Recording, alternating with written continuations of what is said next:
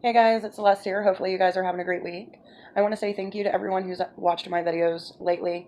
I got a killer response when it came to mental health, but I've also made a few more videos, one dealing, or coping with, I should say, with mental health issues, and I also did one yesterday about pride, because it is Pride Month, and I am a bisexual, so I figured it was time for me to do my coming out story. So after this video, guys, feel free to look at the other videos that are on my channel. Alright, so today's video is going to be about some of the weird things I've had to do to record YouTube videos. And actually, I'm going to make this a challenge video because I want to hear some of the crazy ways people have done their videos. So you're probably asking yourself, well, all you got to do is point a camera at yourself and post it. That's all you got to do. But there's so much stuff that people don't realize that goes into videos that normally people don't think about. There's lighting, there's editing, there's thumbnails, there's coming up with a title. All these things that are important when you're making a video, not including the content that you wish to actually put into these videos. So here are some of the crazy things I have endured and put myself through for YouTube videos. Okay, one of the craziest things I've done, because I do not have great lighting in my house. I have one of those stand-up poles. If you have no clue where this is going, you are going to be rolling here in a minute. Okay, so I have one of the stand-up poles, that is from the floor up. It's probably about 6 foot tall. And literally right now, I've got my phone holder that has the little feet that wrap around the pole, and the pole is leaning in front of me. Like, I wish... Here, maybe I could show you. You're probably going to be blind. Let's see. Is it going to do it? No, it's just taking photos. So it's not going to actually let me show you. But if you guys could see this, you would be like, girl, get some good lights. Trust me, I'm working on it. But, bills come first, then mama's YouTube equipment later. So that's one of the craziest things that I've done. Now, there's more. So hold on. Another crazy thing that I've done for my YouTube videos to try to make them look good is actually last night, too. I used my little tripod holder, and I needed light. I really wanted to make my Pride video, and I didn't have enough light, and it was just horrible. So I was sitting here thinking, like, what can I do? What can I do to make this video work where you can actually see me, and maybe I could even be hands-free because of my tripod? Girl, I got on YouTube and looked out for white screen. If you don't know what a white screen is basically where, you remember back in the day when they had the blackout screen? It's basically where your screen is just all white and it's really bright.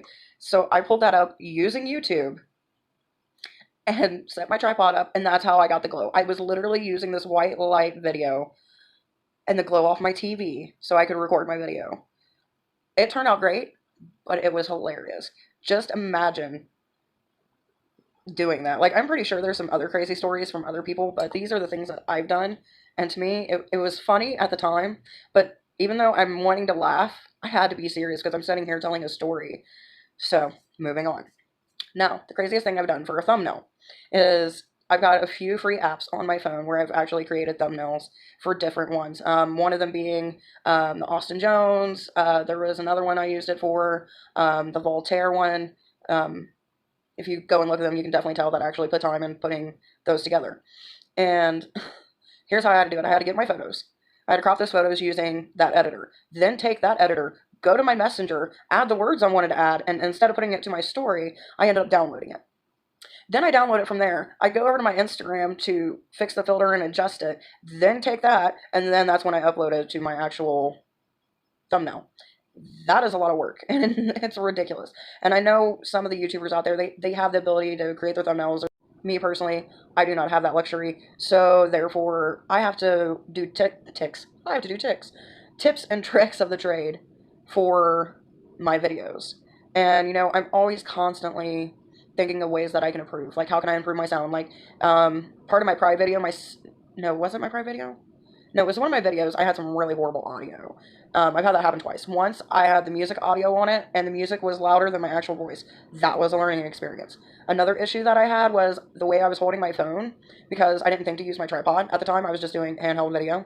And partially, you could hear me, but it was really light. And then when I moved my hand, you could, like, hear me. So I'm pretty sure if somebody was out there listening to my video, and you got your eardrums busted out, because I didn't do it the way I should have, I apologize. I am so sorry.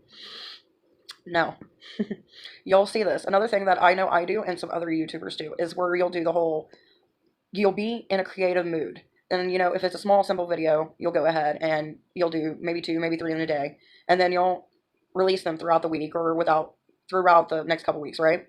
And you change your shirt, or you like change your makeup, or if you don't change your makeup, you change the filter so it seems that these are like tricks, really, because even though it's the same day as you release, let's say you released your first video, but you still got two more that you're doing that day. So you're sitting there, you're changing your shirt, you're trying to fix your hair a different way, just so it looks like a different video. It is so much easier for guys to do because they don't have to worry about their hair. They don't have to worry about the crap ton of makeup. Unless you're like a beauty guru, then, that's not something that you have to worry about. So that's another thing that I've done and other YouTubers have admitted to doing because it's just easier to do. We all have days where we're like, I'm just done. I don't want to upload. I don't want to do this. I'm over it. I'm deceased. Whatever words you want to use. We all have our issues. Now, this one's not really a tip or a trick of the trade or some crazy things that I've personally done for my videos to make them look better, but it's just something that I've noticed. It is so hard for us little YouTubers. Like, there's so many different outlets that you can post at, but there's only a certain amount that you can do. And there's a lot of good content out there.